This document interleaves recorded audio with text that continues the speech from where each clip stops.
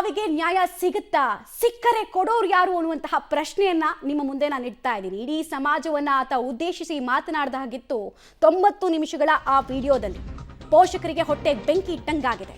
ಪತ್ನಿ ಕಿರುಕುಳಕ್ಕೆ ಟೆಕಿ ಅತುಲ್ ಆತ್ಮಹತ್ಯೆ ಪ್ರಕರಣಕ್ಕೆ ಸಂಬಂಧಪಟ್ಟಂತೆ ಪ್ರಕರಣದ ತನಿಖೆಯನ್ನ ಚುರುಕುಗೊಳಿಸಿದ್ದಾರೆ ಮಾರತಹಳ್ಳಿ ಪೊಲೀಸರು. ಅತುಲ್ ಪತ್ನಿ ಕುಟುಂಬ ಪತ್ತೆಗೆ ಉತ್ತರ ಪ್ರದೇಶಕ್ಕೆ ಪೊಲೀಸರ ತಂಡ ಹೋಗಿದೆ. ಪತ್ನಿ ನಿಖಿತಾ ಅತ್ತೆ ಬಾಮೈದನಿಗೆ ನೋಟಿಸ್ ಅನ್ನ ಪೊಲೀಸರು ಕೊಡ್ಲಿಕ್ಕಿದ್ದಾರೆ ಅನ್ನೋದ್ರ ಮಾಹಿತಿ ಸಿಗ್ತಾ ಇದೆ. ನೋಟಿಸ್ಗೆ ಹಾಜರಾಗಿ ವಿಚಾರಣೆಯನ್ನ ಎದುರಿಸುವಂತೆ ಸೂಚನೆ. ವಿಚಾರಣೆಯನ್ನ ಎದುರಿಸದೇ ಇದ್ರೆ ಆ ಬಳಿಕವಷ್ಟೇ ಅರೆಸ್ಟ್ಗೆ ಚಿಂತನೆಯನ್ನ ಮಾಡಲಾಗುತ್ತೆ. ಸದ್ಯಕ್ಕೆ ಟೆಕ್ಕಿ ಪತ್ನಿ ನಿಖಿತಾ ಸಿಂಘಾನಿಯಾಳನ್ನ ಅರೆಸ್ಟ್ ಮಾಡದೇ ಇರೋದಕ್ಕೆ ಪೊಲೀಸರು ತೀರ್ಮಾನವನ್ನ ಕೈಗೊಳ್ತಾ ಇರೋ ಹಾಗೆ ಕಾಣಿಸ್ತಾ ಇದೆ.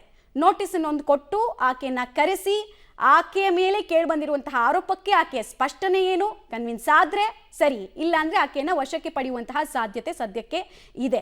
ಇಡೀ ಕುಟುಂಬದ ಕಾರಣಕ್ಕೆ ನಾನು ಸಾವನ್ನಪ್ತಾ ಇದ್ದೀನಿ, ನನ್ನನ್ನ ಸಮನ್ಸ್ಗೆ ಅಂತ ಅಲಿಸ್ತಾ ಇದ್ರು, ವಾರೆಂಟ್ ಇಶ್ಯೂ ಮಾಡಿ ಅಲಿಸ್ತಾ ಇದ್ರು, ಕೋರ್ಟ್ನಲ್ಲಿ ಹಿಯರಿಂಗ್ ಅಂತ ಅಲಿಸ್ತಾ ಇದ್ರು, ನನ್ನ ಡಿಕ್ಲರೇಷನ್ ಡೈಯಿಂಗ್ ಡಿಕ್ಲರೇಷನ್ ಅಂತ ಇದನ್ನ ಇಟ್ಕೊಳ್ಳಿ, ನನಗೆ ನ್ಯಾಯ ಕೊಡಿಸಿ ಅಂತ ಕೇಳಿದ್ರು. ಇನ್ನೂ ಆಕೆಯ ಅರೆಸ್ಟ್ ಆಗಿಲ್ಲ. ಇದು ನಮ್ಮ ವ್ಯವಸ್ಥೆ ಕುರಿತಂತೆ ನಾವು ಕೇಳಲೇಬೇಕಾದ ಕೆಲ ಪ್ರಶ್ನೆಗಳು. ಇಲ್ಲಿ 498 ಹಾಕಿದ್ರೆ 302 ಅನ್ನೋ ಒಬ್ಬ ಮಹಿಳೆ ಬಂದು ಕೊಟ್ರೆ ಪೊಲೀಸರು ತಗೊಳ್ತಾರೆ ಆ ಕೇಸನ್ನ. ಬಿಕಾಸ್ ಕಾಗ್ನಿಸಬಲ್ ಅಫೆನ್ಸ್ ಅಂತ ಅಂದಾಗ ಅದನ್ನ ತಗೊಳ್ಳೇಬೇಕು, ಅದನ್ನ ನೆಗ್ಲೆಕ್ಟ್ ಮಾಡೋಕ್ಕಾಗಲ್ಲ. ಆದರೆ ಈತ ತಾನು ಸಾಯ್ಬೇಕಾದ್ರೆ ಆ ವಿಡಿಯೋದಲ್ಲಿ ಹೇಳ್ತಾನೆ ಇದು ನನ್ನ ಡೈಯಿಂಗ್ ಡಿಕ್ಲರೇಷನ್ ಅಂತ. ಆದರೂ ಆಕೆಯನ್ನ ಅರೆಸ್ಟ್ ಮಾಡಿಲ್ಲ.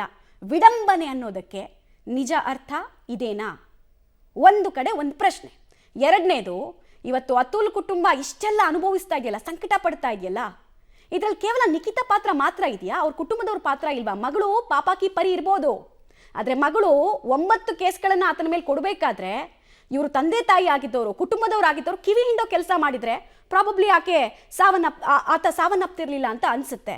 ಡೀಟೇಲ್ಸ್ ಕೊಡ್ತಾರೆ ನಾಗೇಶ್, ನೇರ ಸಂಪರ್ಕದಲ್ಲಿ ಜಾಯ್ನ್ ಆಗ್ತಾ ಇದ್ದಾರೆ. ನಾಗೇಶ್, ಸದ್ಯಕ್ಕೆ ನಿಖಿತಾ ಮತ್ತು ಕುಟುಂಬಸ್ಥರ ಮೇಲೆ ದಾಖಲಾಗಿರುವಂತಹ ಸೆಕ್ಷನ್ಗಳು ಏನು? ಮತ್ತು ಆತ ಹೇಳ್ತಾನೆ ನಂದಿದು ಡೈಯಿಂಗ್ ಡಿಕ್ಲರೇಷನ್ ಅಂತ ನೀವು ತಗೊಳ್ಳಿ ಸ್ಟೇಟ್ಮೆಂಟ್ಗಳನ್ನ ಅಂತ, ಆದರೂ ಅರೆಸ್ಟ್ ಮಾಡದೇ ಇರೋದಕ್ಕೆ ಏನು ಕಾರಣ? ಮಮತಾ, ಬೆಂಗಳೂರಿನಲ್ಲಿ ಟೆಕ್ಕಿ ಆತ್ಮಹತ್ಯೆ ಮಾಡ್ಕೊಂಡಿದ್ದಂಥ ಪ್ರಕರಣ ಸಂಬಂಧ ಮಾರತಹಳ್ಳಿ ಪೊಲೀಸ್ ಠಾಣೆಯಲ್ಲಿ FIR ಕೂಡ ದಾಖಲಾಗಿರುವಂಥದ್ದು. ಅಂದರೆ ಆತ್ಮಹತ್ಯೆ ಮಾಡ್ಕೊಂಡಿರುವಂಥ ಅತುಲ್ ಅವರ ಪತ್ನಿ ಮತ್ತು ಆತನ ಕುಟುಂಬಸ್ಥರ ಮೇಲೆ FIR ದಾಖಲಿಸಿಕೊಂಡಿರುವಂಥ ಪೊಲೀಸರು ಈಗಾಗಲೇ ಆರೋಪಿ ಸ್ಥಾನದಲ್ಲಿರುವಂತಹ ನಿಖಿತಾ ಮತ್ತು ಅವರ ಕುಟುಂಬಕ್ಕೆ ನೋಟಿಸನ್ನು ಕೊಡಲಿಕ್ಕೆ ಈಗಾಗಲೇ ಉತ್ತರ ಪ್ರದೇಶಕ್ಕೆ ಒಂದು ಟೀಮ್ ಕೂಡ ಮಾರತಹಳ್ಳಿ ಪೊಲೀಸರಿಂದ ಕಳಿಸಿಕೊಡಲಾಗುತ್ತೆ. ಭಾಳ ಪ್ರಮುಖವಾಗಿ ಆರೋಪಿಗಳ ವಿರುದ್ಧ ಆತ್ಮಹತ್ಯೆಗೆ ಪ್ರಚೋದನೆ ಆರೋಪದ ಮೇಲೆ FIR ಅನ್ನು ದಾಖಲಿಸಿಕೊಂಡಿರುವಂಥದ್ದು. ಈಗಾಗಲೇ ಅವರ ಸಹೋದರರು ಆರೋಪಿಸಿರುವಂತೆ ಆತ್ಮಹತ್ಯೆ ಮಾಡಿಕೊಳ್ಳಲಿಕ್ಕೆ ಅತುಲ್ ಅವರಿಗೆ ಅವರ ಕುಟುಂಬಸ್ಥರು ಮತ್ತು ಪತ್ನಿ ನಿಖಿತಾ ಅವರು ಸಾಕಷ್ಟು ಅಣುಕು ವಿಡಿಯೋಗಳನ್ನು ಮಾಡಿ ಆತನಿಗೆ ಕಳಿಸ್ತಾ ಇದ್ರು. ಅದೆಲ್ಲವನ್ನ ನೋಡಿ ಆತ ನೊಂದು ಆತ್ಮಹತ್ಯೆಯನ್ನು ಮಾಡ್ಕೊಂಡಿದ್ದಾನೆ ಅನ್ನುವಂಥ ಆರೋಪವನ್ನು ಅವರ ಸಹೋದರರು ಮಾಡಿದರು. ಆ ಕಾರಣಕ್ಕಾಗಿ ಈಗಾಗಲೇ ಮಾರತಹಳ್ಳಿ ಪೊಲೀಸರು ಆತ್ಮಹತ್ಯೆ ಪ್ರಚೋದನೆ ಆರೋಪದ ಮೇಲೆ ಈ ಕುಟುಂಬಸ್ಥರ ಮೇಲೆ FIR ಅನ್ನು ದಾಖಲಿಸಿಕೊಂಡಿದ್ದು. ಒಂದು ಟೀಮ್ ಈಗಾಗಲೇ ಉತ್ತರ ಪ್ರದೇಶಕ್ಕೆ ತಲುಪಿದೆ. ಒಂದು ಮೂಲಗಳ ಪ್ರಕಾರ ಈಗಾಗಲೇ ಈ ನಿಖಿತಾ ಮತ್ತು ಅವರ ಕುಟುಂಬಸ್ಥರು ಎಲ್ಲೆಲ್ಲಿ ಇದ್ದಾರೆ ಅನ್ನುವಂಥದ್ದನ್ನು ಸ್ವತಃ ಆತ್ಮಹತ್ಯೆ ಮಾಡಿಕೊಂಡಿರುವಂಥ ಅತುಲ್ ಅವರೇ ಡೆತ್ ನೋಟಲ್ಲಿ ಉಲ್ಲೇಖವನ್ನು ಮಾಡಿದರು. ಪತ್ನಿಯಲ್ಲಿ ಕೆಲಸ ಮಾಡ್ತಿದ್ದಾರೆ ಮತ್ತು ಪತಿಯ ಕುಟುಂಬದವರು ಉತ್ತರ ಪ್ರದೇಶದಲ್ಲಿ ಯಾವ ಭಾಗದಲ್ಲಿ ಅವರು ವಾಸವಾಗಿದ್ದಾರೆ ಅನ್ನುವಂಥ ಸಂಪೂರ್ಣ ಡೀಟೇಲ್ ಉಳ್ಳ ಒಂದು ಡೆತ್ ನೋಟನ್ನು ಅತುಲ್ ಅವರು ಬರೆದಿಟ್ಟಿದ್ರು. ಆ ಡೆತ್ ನೋಟ್ನ ಮಾಹಿತಿ ಆಧಾರದ ಮೇಲೆ ಈಗ ಬೆಂಗಳೂರಿನ ಮಾರತಹಳ್ಳಿ ಪೊಲೀಸರು ಉತ್ತರ ಪ್ರದೇಶಕ್ಕೆ ಹೋಗಿದ್ದು ಅಲ್ಲಿ ಸಂಬಂಧಪಟ್ಟ ಅವರಿಗೆ ನೋಟಿಸನ್ನು ಕೊಟ್ಟು ಆರಂಭದಲ್ಲಿ ವಿಚಾರಣೆಗೆ ಕರೆಯಲಾಗುತ್ತೆ. ವಿಚಾರಣೆಗೆ ಅವರು ಅಸಹಕಾರ ತೋರಿದ್ದಾದಲ್ಲಿ ಅವರ ವಿರುದ್ಧ ಕಾನೂನು ರೀತಿಯಲ್ಲಿ ಕ್ರಮ ಕೈಗೊಳ್ಳಲಿಕ್ಕೆ ಈಗಾಗಲೇ ಮಾರತಹಳ್ಳಿ ಪೊಲೀಸರಿಗೆ ಹಿರಿಯ ಅಧಿಕಾರಿಗಳಿಂದ ಸೂಚನೆ ಕೊಡಲಾಗಿದೆ ಅನ್ನುವಂಥ ಮಾಹಿತಿಗಳು ಸದ್ಯಕ್ಕೆ ಇರುವಂಥದ್ದು. ಮಮತಾ, ರೈಟ್, ಧನ್ಯವಾದ ತಮ್ಮೆಲ್ಲ ಮಾಹಿತಿಗಾಗಿ ನಾಗೇಶ್. ಈಗ ವಾಪಸ್ ಹೋಗ್ತೀನಿ. ಪ್ರಮೀಳಾ ಮೇಡಮ್, ಈಗ ಒಂದು ವಿಚಾರ ಅಂದರೆ ಈ ಅತುಲ್ ಕೇಸ್ನಲ್ಲೇ ಆತ ವಿಡಿಯೋದಲ್ಲಿ ಹೇಳ್ತಾನೆ, ಏನು ಹೇಳ್ತಾನೆ ಅಂತ ಅಂದರೆ, ನಾನು ಕೋರ್ಟ್ನಲ್ಲಿ ಹಿಯರಿಂಗ್ ನಡಿಬೇಕಾದ್ರೆ ನನ್ನ ಮೇಲೆ ಈ ಥರ ಸುಳ್ಳು ಕೇಸ್ಗಳನ್ನು ಹಾಕಿದ್ದಾರೆ, ನನಗೆ ಆತ್ಮಹತ್ಯೆ ಮಾಡ್ಕೊಳ್ಳೋದು ಬಿಟ್ಟರೆ ಬೇರೆ ಏನೂ ದಾರಿ ಇಲ್ಲ ಅಂತ ಜಡ್ಜ್ ಮುಂದೆ ಆತ ಹೇಳ್ತಾನೆ. ಆಗ ಜಡ್ಜ್ ಮುಂದೆನೇ ಆಕೆ ಹೇಳ್ತಾಳೆ, ನಿಖಿತಾ ಅನ್ನೋ ಅಕ್ಯೂಸ್ಡು, ನೀನು ಹಾಗಾದರೆ ಆತ್ಮಹತ್ಯೆ ಯಾಕೆ ಮಾಡ್ಕೊಳ್ಬಾರ್ದು ಅಂತ ಅಣಕಿಸ್ತಾಳೆ ಜಡ್ಜ್ ಮುಂದೆನೆ. ಆಕೆಗೆ ಈ ಧೈರ್ಯ ಎಲ್ಲಿಂದ ಬಂತು ಮೇಡಮ್? ಈಗ ಇಷ್ಟೆಲ್ಲ ಮಾಡಿದ್ರು ಕೂಡ ಆಕೆಯನ್ನು ಇನ್ನೂ ಅರೆಸ್ಟ್ ಮಾಡಿಲ್ಲ. ಎಂಥ ವ್ಯವಸ್ಥೆಯಲ್ಲಿ ನಾವು ಬದುಕ್ತಾ ಇದೀವಿ ಅನ್ನೋ ಪ್ರಶ್ನೆ ಮೂಡುತ್ತೆ. ನನಗೆ ಇವತ್ತು ಭಾಳ ಸಂತೋಷ ಆಯಿತು. ಯಾಕೆಂದರೆ ಉಮೇಶ್ ಅವ್ರ ಮಾತು ಕೇಳಿ ಅವ್ರು ಏನು ಹೇಳಿದ್ರು ಅಂದರೆ, ಹೆಣ್ಣು ಮಕ್ಕಳು ವಿಷಯದಲ್ಲಿ ಬಂದಂಥ ಕೇಸ್ಗಳನ್ನ ಇನ್ವೆಸ್ಟಿಗೇಷನು ತನಿಖೆ ಮಾಡ್ತಕ್ಕಂಥ ಸಂದರ್ಭಗಳಲ್ಲಿ ಬಹಳ ಇನ್ಫ್ಲೂಯೆನ್ಸ್ಗಳು ಪ್ರಭಾವ ಬೀರ್ತಾರೆ. ಆದ್ದರಿಂದ ನಾವು ಸುಳ್ಳು ಕೇಸು ಅಂತ ಗೊತ್ತಿದ್ದರೂ ಸಹ ನಾವು ಕೇಸ್ಗಳನ್ನ ಹಾಕ್ತೀವಿ ಅಂತ ಅಂದಾಗ ನನಗೆ ಅನ್ನಿಸ್ತು, ಈ ಪೊಲೀಸ್ ವ್ಯವಸ್ಥೆ, ಈ ಸಿಸ್ಟಮ್ ಏನಿದೆ ಇದರಲ್ಲೇ ತಪ್ಪಿದೆ ಅಂತ ಅನ್ನಿಸ್ತು. ಈಗಿರ್ತಕ್ಕಂಥ ಪೊಲೀಸ್ನವರು ನಿಷ್ಕ್ರಿಯರಾಗಿದ್ದಾರೆ. ಅವರು ಸತ್ಯವಾಗಿ ಕೆಲಸ ಮಾಡ್ತಕ್ಕಂಥ ಶಕ್ತಿ ಅವ್ರಿಗಿಲ್ಲ. ಯಾಕೆಂದರೆ ಇಂಥ ಹೆಣ್ಣು ಮಕ್ಕಳ ಕೇಸಲ್ಲಿ ಅವರು ಪ್ರಭಾವಕ್ಕೆ ಒಳಗಾಗ್ತಾರೆ ಅಂದಮೇಲೆ ಇವರಿಗೆ ಇರ್ತಕ್ಕಂಥ ಈ ಕಂಪ್ಲೇಂಟ್ ಕೊಡ್ತಕ್ಕಂಥ ಈ ಜ್ಯೂರಿಸ್ಟಿಕ್ಷನ್ ಏನಿದೆ ಇದನ್ನು ಈ ಪೊಲೀಸ್ ವ್ಯವಸ್ಥೆಯಿಂದ, ಈ ಪೊಲೀಸ್ನವರಿಂದ ತೆಗೆದುಹಾಕಬೇಕು. ತಕ್ಷಣ ತೆಗೆದುಹಾಕಿ ಈ ಲೋಕಾಯುಕ್ತ ಹೇಗಿದೆ ಹಾಗೆ ಆ ಥರ ಹೆಣ್ಣುಮಕ್ಕಳ ವಿಚಾರ ಇನ್ವೆಸ್ಟಿಗೇಟ್ ಮಾಡ್ತಕ್ಕಂಥ ಸತ್ಯವಂತರು, ಯಾರು ನಿಷ್ಠಾವಂತರು, ಯಾರು ಕೆಲಸ ಮಾಡೋದಕ್ಕೆ ಧೈರ್ಯವಾಗಿ, ಯಾರು ಪ್ರಭಾವಕ್ಕೆ ಒಳಗಾಗದೇ ಇರ್ತಕ್ಕಂಥ ಪೊಲೀಸ್ನವರು ಇರ್ತಾರೋ ಅಂಥವ್ರ ಮುಂದೆ ಅಧಿಕಾರವನ್ನು ಕೊಡಬೇಕಾದಂಥ ಕಾಲ ಈಗ ಬಂದಿದೆ ಅಂತ ನಂಗೆ ಅನಿಸುತ್ತೆ. ಇಡೀ ದೇಶದಲ್ಲಿ ಪೊಲೀಸ್ ವ್ಯವಸ್ಥೆಯಿಂದ, ಈ ಜ್ಯೂರಿಸ್ಡಿಕ್ಷನ್ನಿಂದ ಹೆಣ್ಣು ಮಕ್ಕಳ ಕೇಸು ಸಂಬಂಧ, ಗಂಡು ಮಕ್ಕಳ ಕೇಸ್ ಸಂಬಂಧ ಬೇರೆ ಜ್ಯೂರಿಸ್ಡಿಕ್ಷನ್ ಕೊಟ್ಟು ಬೇರೆ ಆಫೀಸರ್ಸ್ನ ಅಪಾಯಿಂಟ್ ಮಾಡಬೇಕು ಮೊದಲು. ಆದರೆ ಅವ್ರಿಗೆ ನ್ಯಾಯ ಸಿಗ್ಬೋದೋ ಏನೋ. ಯಾಕೆಂದರೆ ಸುಳ್ಳು ಕೇಸ್ ಮೇಲೆ ಇನ್ವೆಸ್ಟಿಗೇಷನ್ ಮಾಡೋದು ಒಳ್ಳೆಯದಲ್ಲ. ಈ ಪೊಲೀಸ್ನವ್ರ ವಿಷಯ ನೀವು ಅತುಲ್ ಕೇಸ್ನಲ್ಲಿ ಕೇಳಿದ್ರಿ, ನನಗೆ ಗೊತ್ತಿಲ್ಲ ಯಾರು ಅವ್ರು ಅಡ್ವೈಸ್ ಮಾಡಿದ್ರೋ ಏನೋ. ಅವ್ರು ಯಾಕೆ 40 ಸರ್ತಿ ಆ ಊರಿಗೆ ಹೋಗ್ಬೇಕಾಗಿ ಬಂತೋ ಗೊತ್ತಿಲ್ಲ. ಈಗಾಗಲೇ ಸುಪ್ರೀಂ ಕೋರ್ಟು ಇಂಥ ಕೇಸ್ಗಳಲ್ಲಿ ವಿಡಿಯೋ ಕಾನ್ಫರೆನ್ಸ್ ಮುಖಾಂತರ ಹೋಗ್ಬೋದು ಅಂತ ಹೇಳಿದ್ದಾರೆ. ಆದರೆ ಅವ್ರು ಇಲ್ಲೇ ಅವರು ಪ್ರಭಾವ ಮಾಡ್ಬೋದಾಗಿತ್ತು. ಸರಿಯಾಗಿ ವ್ಯವಸ್ಥೆ ಇಟ್ಕೊಂಡು ಡಿಫೆಂಡ್ ಮಾಡ್ಬೋದಾಗಿತ್ತು. ಸುಳ್ಳು ಕೇಸ್ ಹಾಕಿದ್ದಾರೆ ಅಂತ ಹೇಳಿ ಇವರು ಕೂಡ ಕೇಸ್ಗಳನ್ನ ದಾಖಲೆ ಮಾಡ್ಬೋದಾಗಿತ್ತು. ಅದು ಯಾವುದನ್ನು ಕೂಡ ಅವ್ರು ಮಾಡಿದಿಲ್ಲ. ಹೋಗಲಿ, ಆಗಿದ್ದಾಗೋಗಿದೆ. ಈಗಲಾದರೂ ಸರ್ಕಾರ ಕಣ್ಣು ತೆಗೆಯಲಿ. ಈಗಲಾದರೂ ನಮ್ಮ ಪುರುಷ ಸಮಾಜ ಕಣ್ಣು ತೆಗೆದು ತಮಗೇನು ಹಕ್ಕಿದೆ, ಅನ್ಯಾಯ ಆಗಿದೆ ಮಾಡಲಿ. ಒಂದೇ ಒಂದು ವಿಚಾರ ಆಡ್ ಆನ್ ಮಾಡ್ಬಿಡ್ತೀನಿ. ಹೇಳ್ತಾನೆ ಅಂದ್ರೆ, ನಾನು ಕೇಸನ್ನ ಬೆಂಗಳೂರಿಗೆ ವರ್ಗಾಯಿಸ್ಕೊಳ್ಳೋದಕ್ಕೆ ಪ್ರಯತ್ನ ಪಟ್ಟೆ, ಬಟ್ ನನಗೆ ವ್ಯವಸ್ಥೆ ಅದಕ್ಕೆ ಸಪೋರ್ಟ್ ಮಾಡಲಿಲ್ಲ. ಅಲ್ಲಿಗೆ ಕರೆಸ್ಕೊಳ್ತಾ ಇದ್ರು ಬೇಕಂತ ವಾರೆಂಟ್ ಅನ್ನ ಜಾರಿ ಮಾಡಿ 9 ಕ್ರಿಮಿನಲ್ ಕೇಸನ್ನು ಹಾಕಿ ಇದನ್ನ ನೀವು ಸೆಟಲ್ಮೆಂಟ್ ಮಾಡ್ಕೊಳ್ಳಿ ಅಂತ ಅಲ್ಲಿನ ಕೋರ್ಟ್ನವ್ರು ಹೇಳ್ತಾ ಇದ್ರು ಅಂತ ಹೇಳ್ತಾರೆ. ನ್ಯಾಯಾಂಗ ವ್ಯವಸ್ಥೆ ಬಗ್ಗೆ ನಾವು ಪ್ರಶ್ನೆ ಎತ್ತೋದು ಅಥವಾ ಧ್ವನಿ ಎತ್ತೋದು ರಿಸ್ಕಿ. ಆದ್ರೆ ಆತ ಹೇಳಿದ ನಿಮ್ಮ ಮುಂದೆ ನಾನು ಇಡ್ತಾ ಇದ್ದೀನಿ. ಖಂಡಿತವಾಗಿ ಆತ ಹೇಳಿದ್ರಲ್ಲಿ ತಪ್ಪೇನು. ಯಾಕೆಂದರೆ ಕ್ರಿಮಿನಲ್ ಕೇಸ್ಗಳಲ್ಲಿ ವಾರಂಟ್ ಇಶ್ಯೂ ಮಾಡಿದ್ರೆ ಅವ್ರು ಅಲ್ಲಿ ಹೋಗಲೇಬೇಕಾಗುತ್ತೆ.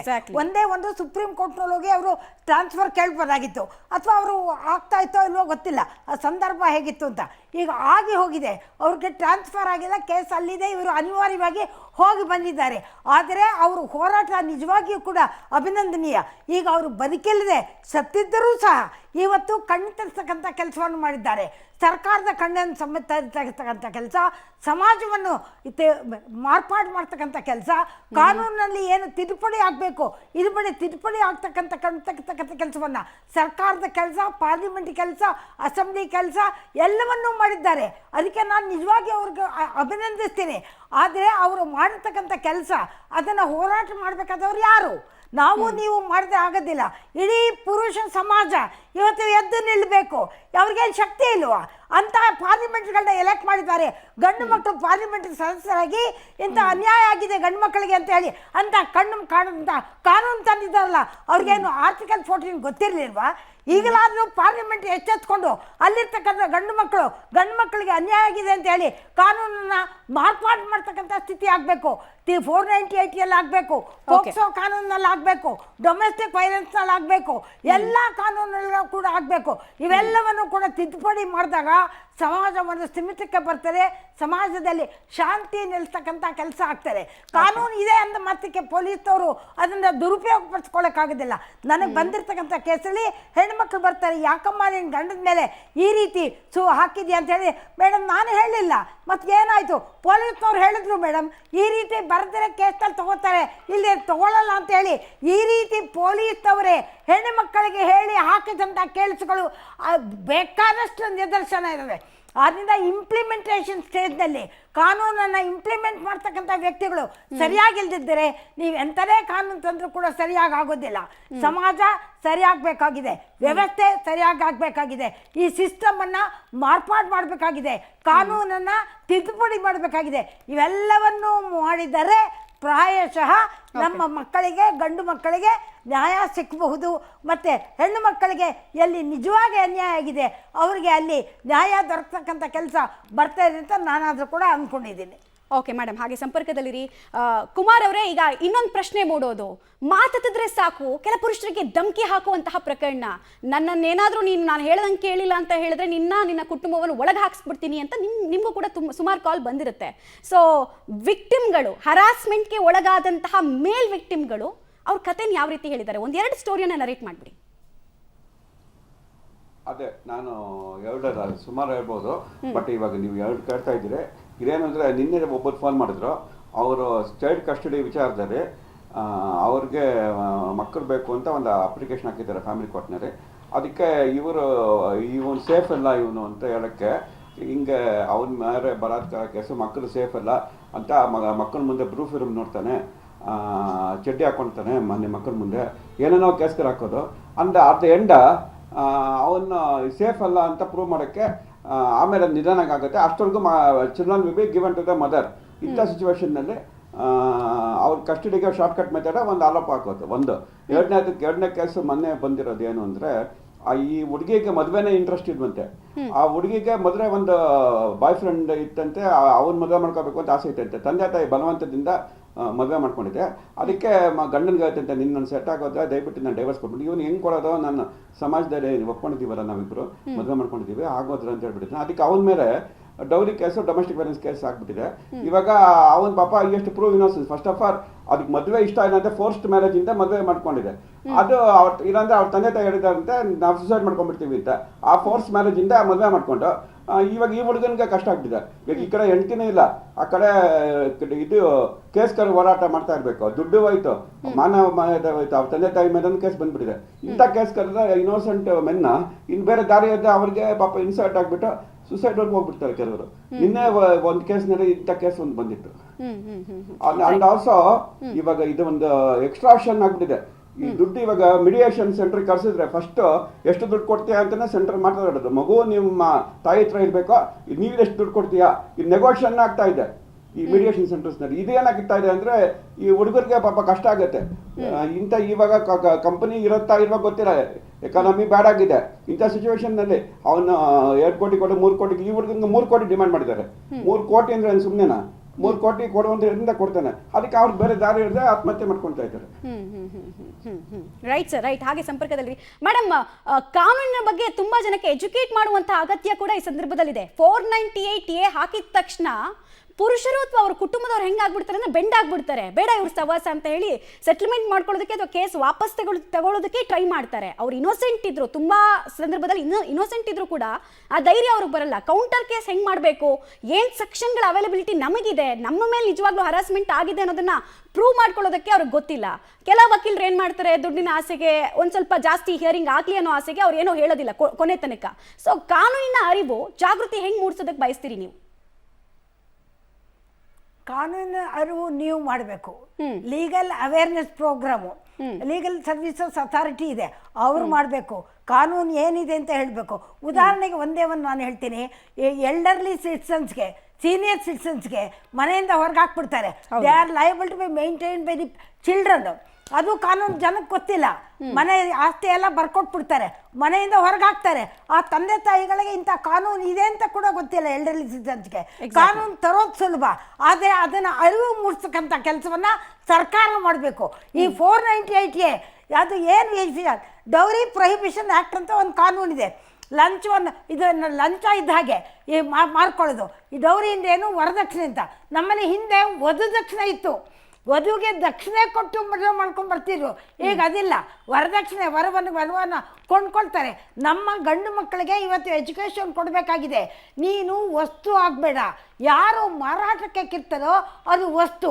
ಒಬ್ಬ ಗಂಡು ಮಗ ತನ್ನನ್ನು ತಾನು ಬೆಲೆ ಇಟ್ಕೊಂಡು ಒಂದು ಕಾರು, ಒಂದು ಫ್ರಿಡ್ಜು, ಇಷ್ಟು 1000 ರೂಪಾಯಿ ಅಂದಾಗ ಅವನ ಬೆಲೆ ಅಷ್ಟಾಗ್ತದೆ. ಆದ್ದರಿಂದ ಗಂಡು ಮಕ್ಕಳಿಗೆ ಹೇಳ್ತಕ್ಕಂಥ ವಿಷಯ, ನೀನು ಮಾರಾಟಕ್ಕೆ ಒಳಗಾಗಬೇಡ, ನೀನು ವಸ್ತು ಅಲ್ಲ, ನೀನು ಮನುಷ್ಯ, ನೀನು ಮನುಷ್ಯನಾಗಿ ಬಾಳು, ನಿನ್ನನ್ನು ನೀನು ಮಾರ್ಕೊಳ್ಬೇಡ ಅಂತ ಎಲ್ಲಿವರೆಗೂ ನಾವು ವಿದ್ಯಾಭ್ಯಾಸದಲ್ಲಿ ಮಕ್ಕಳಿಗೆ ಹೇಳಿಕೆ ಕೊಡೋದಿಲ್ವೋ, ಅಥವಾ ನಮ್ಮ ಹೆಣ್ಣು ಮಕ್ಕಳಿಗೆ ನೀವು ಕೊಂಡ್ಕೋಬೇಡ ಅಂತ ಹೇಳಬೇಡ.